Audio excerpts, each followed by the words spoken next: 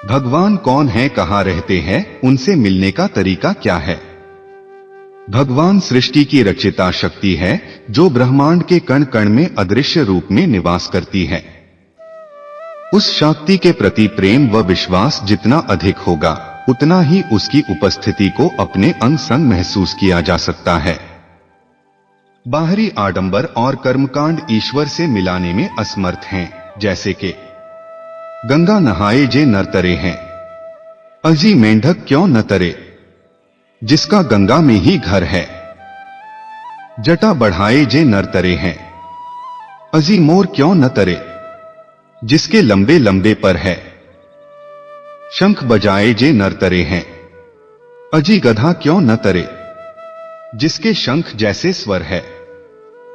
कहे कबीर ते नर तरे हैं, जिसके चित्त में सत सच्चाई है।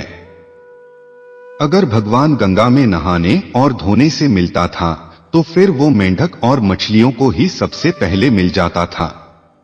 गंगा में स्नान करने से भगवान नहीं मिलता है, केवल तन को धोने से मन साफ नहीं होता है। अगर जंगल घूमने से भगवान मिलता था तो फिर वो जंगल घूमने जाने वाली गाय और गाय के बच्चे को मिलता था। केवल जंगल घूमने से भगवान नहीं मिलता है। अगर मंदिर और मस्जिद में भगवान मिलता था तो फिर वो चमगादड़ और पंछियों को भी मिल जाता था, क्योंकि चमगादड़ और पंछी मंदिर मस्जिद पर रोज बैठते हैं। भगवान या मौला मंदिर मस्जिद में नहीं मिलता है। भगवान उन्हें मिलते हैं जो व्यक्ति नीतियां, अच्छाइयां और सच्चाई की राह पर चलता है। नीतियां, अच्छाइयां और सच्चाई को छोड़कर अगर कोई व्यक्ति भगवान को पाने की कोशिश करता है तो फिर ऐसा व्यक्ति सिर्फ दिखावा और बाहरी आडंबर कर रहा है। उसने कितनी भी कोशिश की फिर भी उसे कभी भी भगवान नहीं मिल सकता है। जो मन को पवित्र करेगा वहीं पर भगवान आने की संभावना है। भगवान से भगवान को मांगने की इच्छा और मानव जीवन का प्रमुख उद्देश्य मोक्ष की प्राप्ति के लिए अभ्यास के द्वारा ही भगवान से मिला जा सकता है, ऐसा शास्त्रों में वर्णित है। भगवान को पाने के 3 रास्ते गीता में बताए गए हैं। इनमें पहला है कर्म योग, दूसरा ज्ञान और तीसरा भक्ति आए। भगवान श्री कृष्ण जब अर्जुन को इन तीनों तरीके के बारे में बताते हैं तब अर्जुन कहते हैं कि वे इन तीनों रास्तों पर नहीं चल पाएंगे। तब भगवान कहते हैं कि चौथा और सबसे आसान तरीका है शरणागति, लेकिन इसके लिए आपको मैं छोड़कर धर्म का होना पड़ेगा।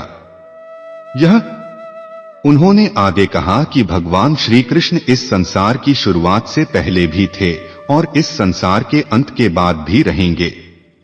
सभी मनुष्यों को गीता के पहले श्लोक के पहले शब्द धर्म और आखिरी श्लोक के आखिरी शब्द मम को याद रखना ही काफी है। धर्म मम का मतलब है धर्म मेरा है, मैं धर्म का हूं। इसलिए जो भी श्री कृष्ण को इस भावना से स्मरण करेगा वो उन्हें पा सकेगा। कुरुक्षेत्र की रणभूमि में अर्जुन को योग के बारे में बताते हुए श्री कृष्ण कहते हैं कि मुझे पाने के 3 मार्ग हैं, कर्म योग, ज्ञान योग और भक्ति योग। अगर कोई व्यक्ति इन 3 मार्ग पर भी न चल सके तो मुझे सबसे आसान तरीके से पा सकता है, और वो मार्ग है शरणागति। जो भी मेरे शरण में आ जाएगा उसे इस भवसागर से पार लगने में क्षण भर भी नहीं लगेगा। भगवान को हमेशा साधना और समर्पण भाव से ही प्राप्त कर सकते हैं। भगवान शिव तो हमेशा भक्तों की सुनते हैं। महादेव देवों के भी देव हैं और उनकी भक्ति और पूजा का महत्वपूर्ण स्थान है। भगवान शिव को प्राप्त करने के लिए व्यक्ति को साधना, निष्ठा और समर्पण की आवश्यकता होती है। इसके अलावा ये भी माना जाता है कि शिव भक्ति में निष्ठा और सच्ची श्रद्धा रखने वाले व्यक्तियों की प्रार्थनाएं जल्दी से सुन लेते हैं। नीचे दिए गए कुछ विचार आपको महादेव की कृपा प्राप्त करने में सहायता कर सकते हैं। शिव चालीसा और शिव तांडव स्तोत्र का पाठ, महादेव की चालीसा और तांडव स्तोत्र का पाठ करने से भगवान शिव की कृपा मिल सकती है।